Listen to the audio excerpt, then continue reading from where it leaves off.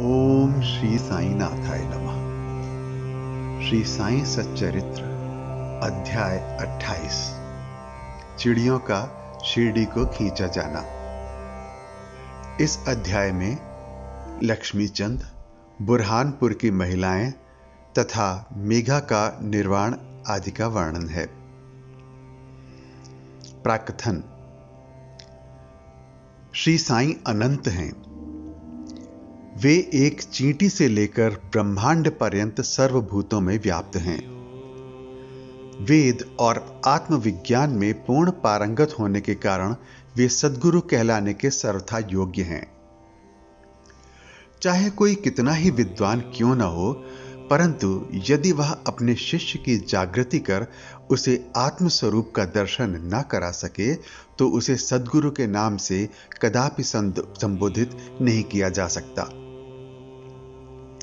साधारणतः पिता केवल इस नश्वर शरीर का ही जन्मदाता है, परंतु सद्गुरु तो जन्म और मृत्यु दोनों से ही मुक्ति करा देने वाले हैं। अतः वे अन्य लोगों से अधिक दयावंत हैं। श्री साईं बाबा हमेशा कहा करते थे कि मेरा भक्त चाहे 1000 कोस की दूरी पर ही क्यों ना हो, वह शिरडी को ऐसा खींचा चला आता है जैसे धागे से बंधी हुई चिड़िया खींचकर स्वयं ही आ जाती है। इस अध्याय में हम ऐसी ही 3 चिड़ियों का वर्णन सुनेंगे। लाला लक्ष्मीचंद। ये महानुभाव बंबई के श्री वेंकटेश्वर प्रेस में नौकरी करते थे। वहां से नौकरी छोड़कर वे रेलवे विभाग में आए और फिर वे messrs Ralli brothers and company में मुंशी का कार्य करने लगे। उनका सन 1910 में श्री साईं बाबा से संपर्क हुआ।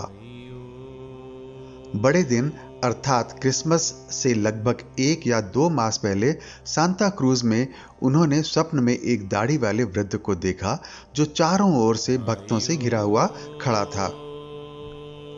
कुछ दिनों के पश्चात वे अपने मित्र श्री दत्तात्रेय मंजुनाथ बिजूर के यहां दासगणों का कीर्तन सुनने गए। दासगणों का यह नियम था कि वे कीर्तन करते समय श्रोताओं के सम्मुख श्री साईं बाबा का चित्र रख लिया करते थे। लक्ष्मीचंद को यह चित्र देखकर महान आश्चर्य हुआ, क्योंकि स्वप्न में उन्हें जिस वृद्ध के दर्शन हुए थे उनकी आकृति भी ठीक इस चित्र के अनुरूप ही थी।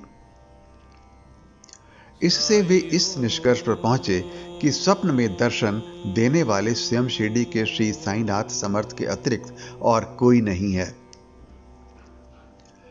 चित्र दर्शन, दासगणों का मधुर कीर्तन और उनके संत तुकाराम पर प्रवचन आदि का कुछ ऐसा प्रभाव उन पर पड़ा कि उन्होंने शिरडी यात्रा का दृढ़ संकल्प कर लिया। भक्तों को चिरकाल से ही ऐसा अनुभव होता आया है कि जो सद्गुरु या अन्य किसी आध्यात्मिक ज्ञान की खोज में निकलता है उसकी ईश्वर सदैव ही सहायता करते हैं। उसी रात्रि को लगभग 8 बजे उनके एक मित्र शंकर राव ने उनका द्वार खटखटाया और पूछा कि क्या आप हमारे साथ शिरडी चलने को तैयार हैं? लक्ष्मीचंद के हर्ष का पारावार ना रहा और उन्होंने तुरंत ही शिरडी चलने का निश्चय कर लिया। एक मारवाड़ी से 15 रुपए उधार लेकर तथा अन्य आवश्यक प्रबंध कर उन्होंने शिरडी को प्रस्थान कर दिया। रेलगाड़ी में उन्होंने अपने मित्र के साथ कुछ देर भजन भी किया। उसी डिब्बे में 4 यवन यात्री भी बैठे थे जो शिरडी के समीप ही अपने अपने घरों को लौट रहे थे। लक्ष्मीचंद ने उन लोगों से श्री साईं बाबा के संबंध में कुछ पूछताछ की। तब लोगों ने उन्हें बताया कि श्री साईं बाबा शिरडी में अनेक वर्षों से निवास कर रहे हैं और वे एक पहुंचे हुए संत हैं। जब वे कोपर गांव पहुंचे तो बाबा को भेंट देने के लिए कुछ अमरूद खरीदने का उन्होंने विचार किया। वे वहां की प्राकृतिक सौंदर्यमय दृश्य देखने में कुछ ऐसे तल्लीन हुए कि उन्हें अमरूद लेने की सुध ही ना रही। परंतु जब वे शिरडी के समीप आए तो यकायक उन्हें अमरूद खरीदने की स्मृति हो आई। इसी बीच उन्होंने देखा कि एक वृद्धा टोकरी में अमरूद लिए तांगे के पीछे पीछे दौड़ती चली आ रही है। यह देखकर उन्होंने तांगा रुकवाया और उनमें से कुछ बढ़िया अमरूद खरीद लिए। तब वह वृद्धा उनसे कहने लगी कि कृपा करके ये शेष अमरूद भी मेरी ओर से बाबा को भेंट कर देना। यह सुनकर तत्क्षण ही उन्हें विचार हो आया कि मैंने अमरूद खरीदने की जो इच्छा पहले की थी और जिसे मैं भूल गया था, उसी की इस वृद्धा ने पुनः स्मृति करा दी है। श्री साईं बाबा के प्रति उसकी भक्ति देख वे दोनों बड़े चकित हुए। लक्ष्मी चंद ने यह सोचकर कि हो सकता है कि स्वप्न में जिस वृद्ध के दर्शन मैंने किए थे उनकी ही यह कोई रिश्तेदार हो, वे आगे बढ़े। शिरडी के समीप पहुंचने पर उन्हें दूर से ही मस्जिद में फहराती ध्वजाएं दिखाई दी, जिन्हें देखकर प्रणाम कर अपने हाथ में पूजन सामग्री लेकर वे मस्जिद पहुंचे और बाबा का यथाविधि पूजन कर वे द्रवित हो गए। उनके दर्शन कर वे अत्यंत आनंदित हुए तथा उनके शीतल चरणों से ऐसे लिपटे जैसे एक मधुमक्खी कमल के मकरंद की सुगंध से मुग्ध होकर उससे लिपट जाती है। तब बाबा ने उनसे जो कुछ कहा उसका वर्णन हेमाड पंत ने अपने मूल ग्रंथ में इस प्रकार किया है। साले रास्ते में भजन करते और दूसरे आदमी से पूछते, दूसरे से क्या पूछना, सब कुछ अपनी आंखों से देखना, काहे को दूसरे आदमी से पूछना, सपना क्या झूठा है या सच्चा, कर लो अपना विचार आप। मारवाड़ी से उधार लेने की क्या जरूरत थी, हुई क्या मुराद पूरी। ये शब्द सुनकर उनकी सर्वव्यापकता पर लक्ष्मीचंद को बड़ा अचंभा हुआ। वे बड़े ही लज्जित हुए कि घर से शिरडी तक मार्ग में जो कुछ हुआ उसका उन्हें सब पता है। इसमें विशेष ध्यान देने योग्य बात केवल यही है कि बाबा यह नहीं चाहते थे कि उनके दर्शन के लिए कर्ज लिया जाए या तीर्थ यात्रा में छुट्टी मनाएं। सांझा उपमा। दोपहर के समय जब लक्ष्मीचंद भोजन को बैठे तो उन्हें एक भक्त ने सांझे का प्रसाद लाकर दिया, जिसे पाकर वे बड़े प्रसन्न हुए। दूसरे दिन भी वे सांझा की आशा लगाए बैठे रहे, परंतु किसी भक्त ने वह प्रसाद न दिया जिसके लिए वे अति उत्सुक थे।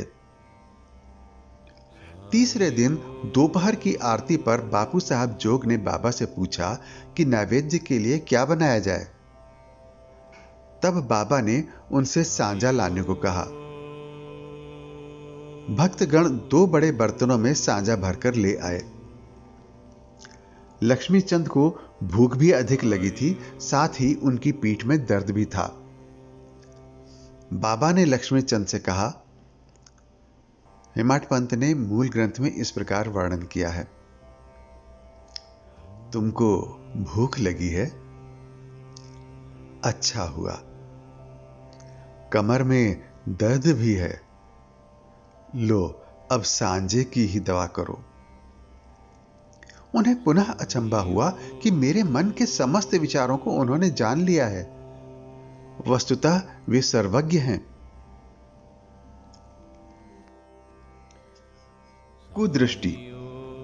इसी यात्रा में एक बार उनको चावड़ी का जुलूस देखने का भी सौभाग्य प्राप्त हो गया। उस दिन बाबा कफ से अधिक पीड़ित थे। उन्हें विचार आया कि इस कफ का कारण शायद किसी की नजर लगी हो।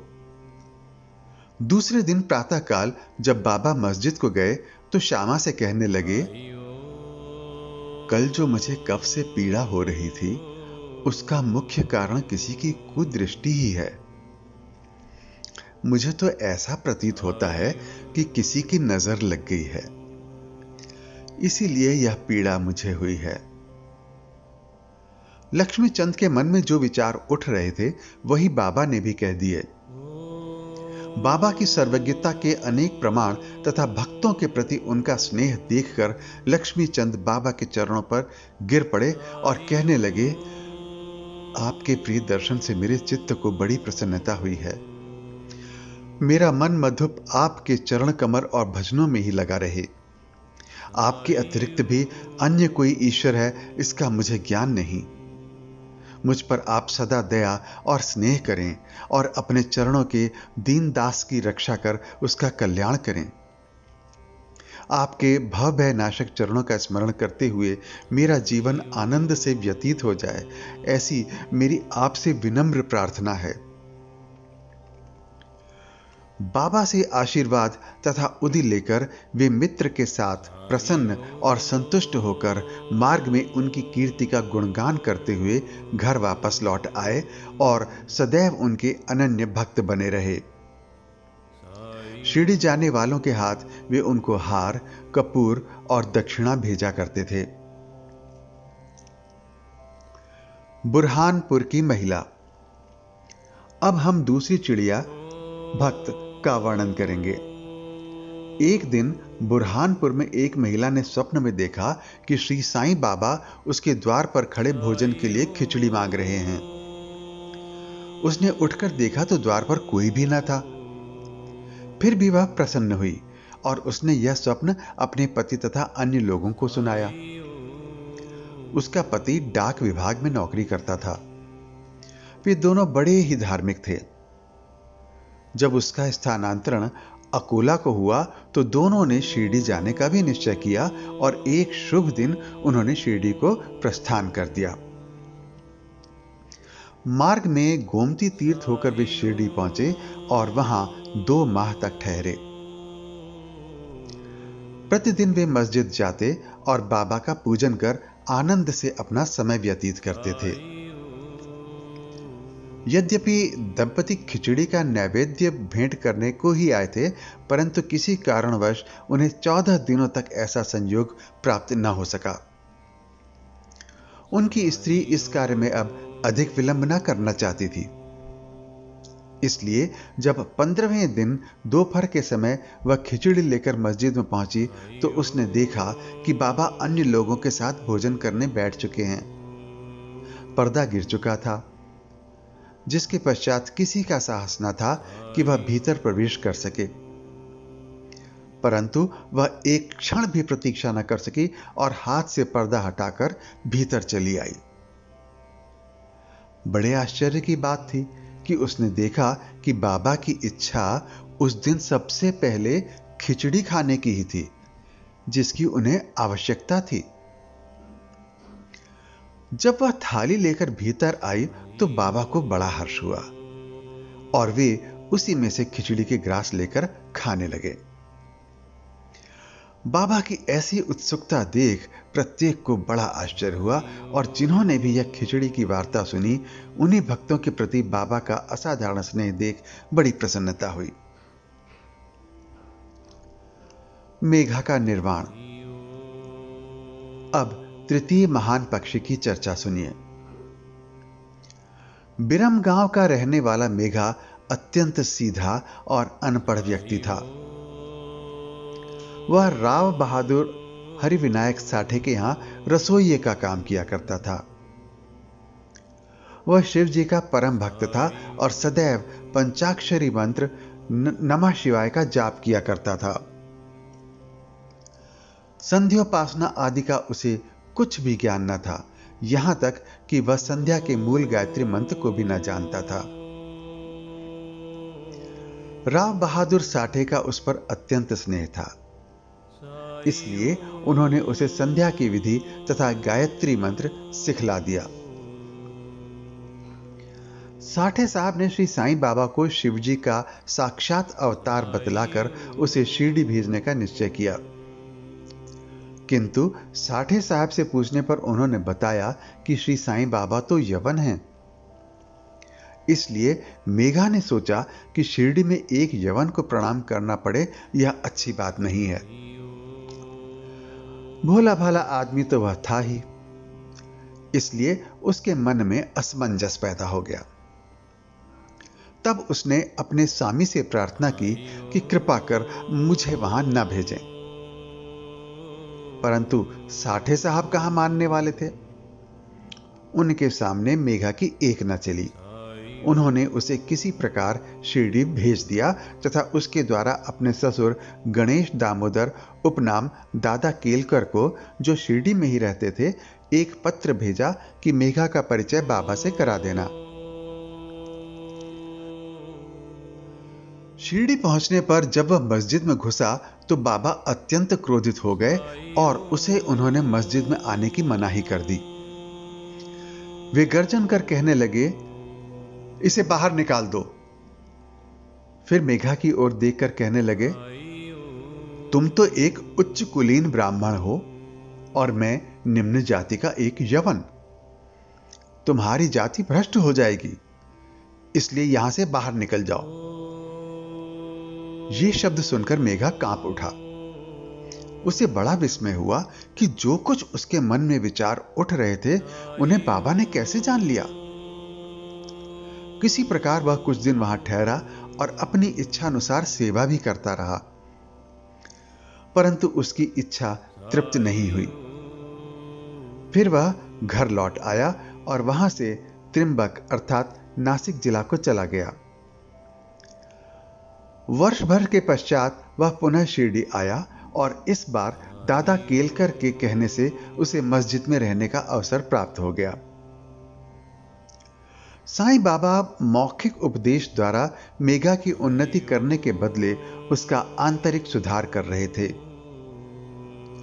उसकी स्थिति में पर्याप्त परिवर्तन होकर यथेष्ट प्रगति हो चुकी थी और अब तो वह श्री साईं बाबा को शिव जी का ही साक्षात अवतार समझने लगा था। शिव पूजन में बिल्व पत्रों की आवश्यकता होती है, इसलिए अपने शिव जी बाबा का पूजन करने हेतु बिल्व पत्रों की खोज में वह मीलों दूर निकल जाया करता था। प्रतिदिन उसने ऐसा नियम बना लिया था कि गांव में जितने भी देवालय थे, प्रथम वहां जाकर वह उनका पूजन करता और इसके पश्चात ही वह मस्जिद में बाबा को प्रणाम करता तथा कुछ देर चरण सेवा करने के पश्चात ही चरणामृत पान करता था। एक बार ऐसा हुआ कि खंडोबा के मंदिर का द्वार बंद था। इस कारण वह बिना पूजन किए ही वहां से लौट आया और जब वह मस्जिद में आया तो बाबा ने उसकी सेवा स्वीकार न की तथा उसे पुनः वहां जाकर पूजन कर आने को कहा और उसे बतलाया कि अब मंदिर के द्वार खुल गए हैं। मेघा ने जाकर देखा कि सचमुच मंदिर के द्वार खुल गए हैं। जब उसने लौटकर यथाविधि पूजा की तब कहीं बाबा ने उसे अपना पूजन करने की अनुमति दी। गंगा स्नान। एक बार मकर संक्रांति के अवसर पर मेघा ने विचार किया कि बाबा को चंदन का लेप करूं तथा गंगा जल से उन्हें स्नान कराऊं।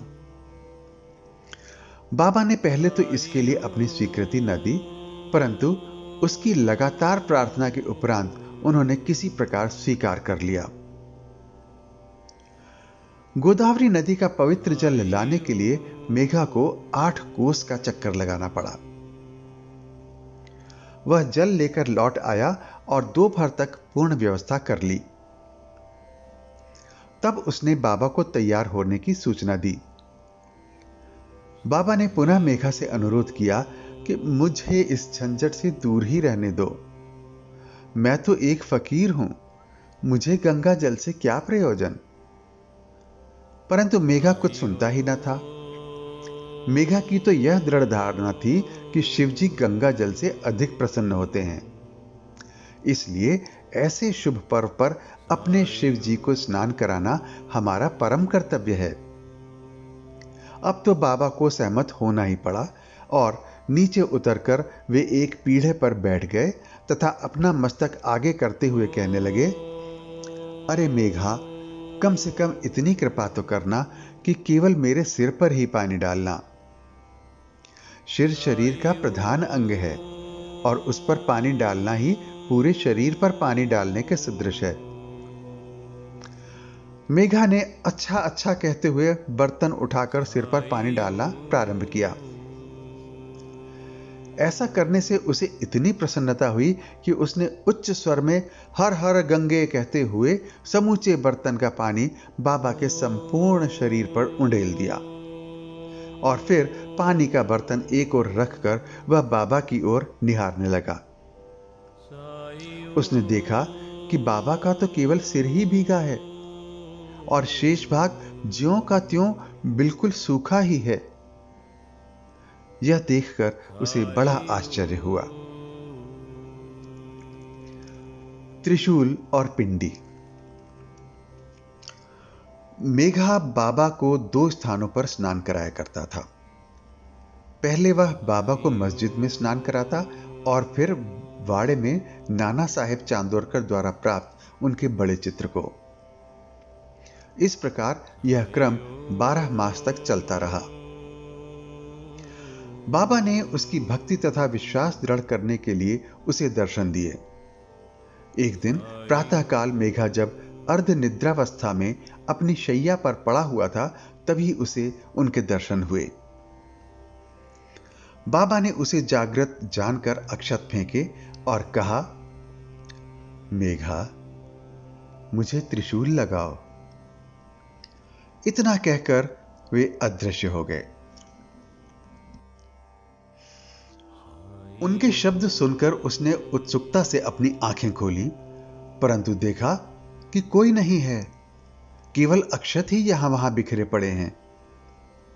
तब वह उठकर बाबा के पास गया और उन्हें अपना स्वप्न सुनाने के पश्चात उसने उन्हें त्रिशूल लगाने की आज्ञा मांगी। बाबा ने कहा, क्या तुमने मेरे शब्द नहीं सुने कि मुझे त्रिशूल लगाओ? वह कोई स्वप्न नहीं वरन मेरी प्रत्यक्ष आज्ञा थी। मेरे शब्द सदैव अर्थपूर्ण होते हैं, थोथे पोचे नहीं। मेघा कहने लगा कि आपने दया कर मुझे निद्रा से तो जागृत कर दिया है, परंतु सभी द्वार पूर्ववत ही बंद देखकर मैं मूढ़मति भ्रमित हो उठा हूं कि कहीं स्वप्न तो नहीं देख रहा था। बाबा ने आगे कहा, मुझे प्रवेश करने के लिए किसी द्वार की आवश्यकता नहीं है। ना मेरा कोई रूप ही है और ना ही कोई अंत। मैं सदैव सर्वभूतों में व्याप्त हूं। जो मुझ पर विश्वास रखकर सतत मेरा ही चिंतन करता है, उसके सब कार्य मैं स्वयं ही करता हूं और अंत में उसे श्रेष्ठ गति देता हूं। मेघा वाड़े को लौट आया और बाबा के चित्र के समीप ही दीवार पर एक लाल त्रिशूल खींच दिया। दूसरे दिन एक रामदासी भक्त पुणे से आया। उसने बाबा को प्रणाम कर शंकर की एक पिंडी भेंट की। उसी समय मेघा भी वहां पहुंचे। तब बाबा उनसे कहने लगे, देखो, शंकर भोले आ गए हैं, अब उन्हें संभालो।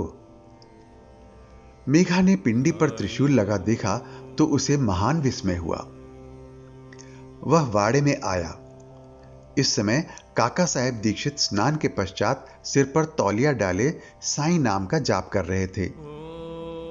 तभी उन्होंने ध्यान में एक पिंडी देखी, जिससे उन्हें कौतूहल सा हो गया था। उन्होंने सामने से मेघा को आते देखा। मेघा ने बाबा द्वारा प्रदत्त वह पिंडी काका साहेब दीक्षित को दिखाई। पिंडी ठीक वैसी ही थी जैसी कि उन्होंने कुछ घड़ी पूर्व ध्यान में देखी थी। कुछ दिनों में जब त्रिशूल का खींचना पूर्ण हो गया तो बाबा ने बड़े चित्र के पास, जिसका मेघा नित्य पूजन करता था, उसके समीप ही उस पिंडी की स्थापना कर दी। मेघा को शिव पूजन से बड़ा प्रेम था। त्रिपुंड खींचने का अवसर देकर तथा पिंडी की स्थापना कर बाबा ने उसका विश्वास दृढ़ कर दिया। इस प्रकार कई वर्षों तक लगातार दोपहर और संध्या को नियमित आरती तथा पूजा कर सन 1912 में मेघा परलोकवासी हो गया। बाबा ने उसके मृत शरीर पर अपना हाथ फेरते हुए कहा, यह मेरा सच्चा भक्त था। फिर बाबा ने अपने ही खर्च से उसका मृत्यु भोज ब्राह्मण को दिए जाने की आज्ञा दी, जिसका पालन काका साहेब दीक्षित ने किया। श्री सद्गुरु साईनाथार्पणमस्तु। शुभम भवतु। सप्ताह पारायण चतुर्थ विश्राम।